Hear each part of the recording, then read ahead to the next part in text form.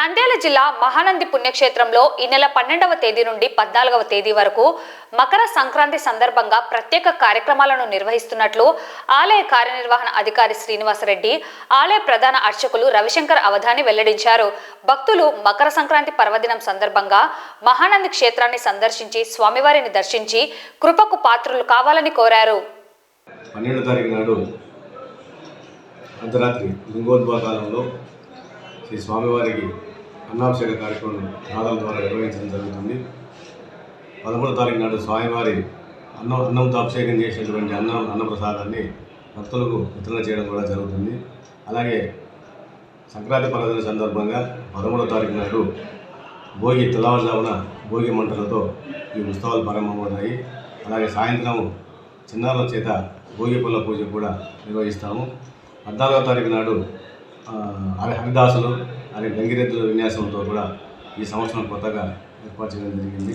15వ తారీఖు నాడు పారివేట మహోత్సవం ఉంటుంది. ఉదయం సాయంకాలం పారివేట, అలాగే ముగ్గుల పోటీలు కూడా నిర్వహిస్తాము. కావున తెలుగు సాంప్రదాయం ఉట్టిపడేలా ఈ సంవత్సరం కొత్తగా మన మహానంది దేవస్థానంలో సంస్కృత కార్యక్రమాలు నిర్వహించడం జరుగుతుంది. కావున 50 మంది భక్తులు పాల్గొనవలసిందిగా కోరుతున్నాను.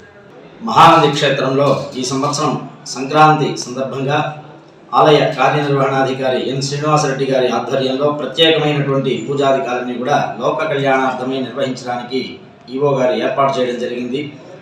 ప్రధానంగా ముందుగా రేపటి రోజున అనగా 12వ తారీఖున ధనుర్మాస ప్రయుక్త ఆరుద్రోత్సవం స్వామివారి జన్మ నక్షత్రం సందర్భంగా రాత్రి లింగోద్భవ సమయంలో స్వామివారికి విశేషంగా మహాన్యాసపూర్వకంగా ఏకాదశ రుద్రములతో అన్నాభిషేక కార్యక్రమం అనేటువంటిది నిర్వహించడం జరుగుతుంది. అనంతరం తెల్లవారుజామున వరకు జరిగేటువంటి యొక్క అభిషేక అనంతరం ఆ యొక్క అన్నప్రసాదాన్ని భక్తులందరికీ కూడా వినియోగించడం జరుగుతుంది. ప్రధానంగా మన రాష్ట్రంలో కానీ దేశంలో కానీ రైతులకి ఎటువంటి ఇబ్బంది లేకుండా పంటలన్నీ కూడా సుభిక్షంగా పండాలి అని ఈశ్వరుని ప్రార్థిస్తూ చేసేటువంటి ఈ యొక్క ఆరుద్రోత్సవ అన్నాభిషేకం అనేటువంటిది చాలా విశేషమైనటువంటిది. భక్తులు విశేషంగా ఈ యొక్క కార్యక్రమంలో పాల్గొని 12వ తారీఖు రాత్రి నుండి జరిగేటువంటి ఈ యొక్క కార్యక్రమంలో పాల్గొని ఈశ్వరుణ్ణి అన్నస్వరూపంగా దర్శించి ధరించవలసిందిగా ప్రార్థన చేస్తున్నాం. అట్లాగే 13వ తారీఖున భోగి పండుగ సందర్భంగా తెల్లవారుజామున ఆలయం ముందు భాగంలో భోగి మంటలు వేయడం జరుగుతుంది. అనంతరం ఆ రోజున మన పరిసర ప్రాంతంలో ఉన్నటువంటి చిన్నారులందరికీ కూడా స్వామివారి ఆశీస్సుల్ని అందజేస్తూ భోగి పళ్ళు పోయడం అనేటువంటి కార్యక్రమాన్ని ఈసారి ప్రత్యేకంగా ఆలయ కార్యనిర్వహణాధికారి గారు ఏర్పాటు చేసి ఉన్నారు. కాబట్టి మన నంద్యాల పరిసర ప్రాంతంలో ఉన్నటువంటి చిన్నారులందరూ కూడా విశేషంగా క్షేత్రానికి తరలి వచ్చి సాయంత్రం జరిగేటువంటి ఈ యొక్క భోగి పళ్ళ కార్యక్రమంలో పాల్గొని దీర్ఘాయుష్ను పొందవలసిందిగా ప్రార్థన చేస్తున్నాం. అట్లాగే 14వ తారీఖున మకర సంక్రమణము, ఇది ప్రధానమైనటువంటి తెలుగు ధనానికి ముఖ్యమైనటువంటి పండుగగా చెప్పబడుతుంది.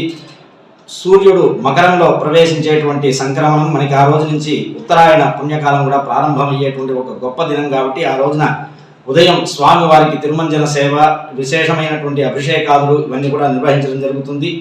ఆ రోజు సాయంత్రం మనకి సనాతనంగా వస్తున్నటువంటి తెలుగు ఆచారం ప్రకారంగా గంగిరెద్దుల్ని కూడా విశేషంగా అలంకరించడం, అట్లాగే హరిదాసు కీర్తనలు కూడా ఆలయం ముందు భాగంలో భక్తులకి ఆకట్టుకునే విధంగా ఏర్పాటు చేయడం అనేటువంటిది జరిగింది. 3వ రోజు అయినటువంటి కనుమ పండుగ రోజు పశువులకి చాలా ముఖ్యమైనటువంటిది. కాబట్టి ఆ రోజు ఉదయం దేవాలయంలో ఉన్నటువంటి గోశాలలో గోవులందరినీ కూడా సుందరంగా అలంకరించి చక్కగా గోపూజ అనేటువంటిది నిర్వహించడం జరుగుతుంది. సాయంత్రం క్షేత్రంలోని గ్రామం అంతా కూడా తిరిగే విధంగా పారువేట ఉత్సవం అనేటువంటిది నిర్వహించడం జరుగుతుంది. ఈ యొక్క పారువేట ఉత్సవంలో మహిళలందరూ కూడా మనకి ప్రధానంగా సంక్రాంతి అంటే ముగ్గులు వేయడం అనేటువంటిది సాంప్రదాయం. కాబట్టి అటువంటి ముగ్గులు వేసేటువంటి సాంప్రదాయాన్ని ప్రోత్సహించే విధంగా ఆలయ కార్యనిర్వహణాధికారి ముగ్గురు పోటీ కూడా ఏర్పాటు చేయడం చేసి ఉన్నారు. కాబట్టి మహిళలందరూ కూడా విశేషంగా 15వ తారీఖున సాయంత్రం పారువేట సందర్భంగా విశేషంగా ముగ్గులంతా కూడా వేసి అందులో ఉత్తమంగా వచ్చినటువంటి వారికి బహుమతులు, ఇతరులకి ప్రోత్సాహక బహుమతులు కూడా అందించడం జరుగుతుంది. కాబట్టి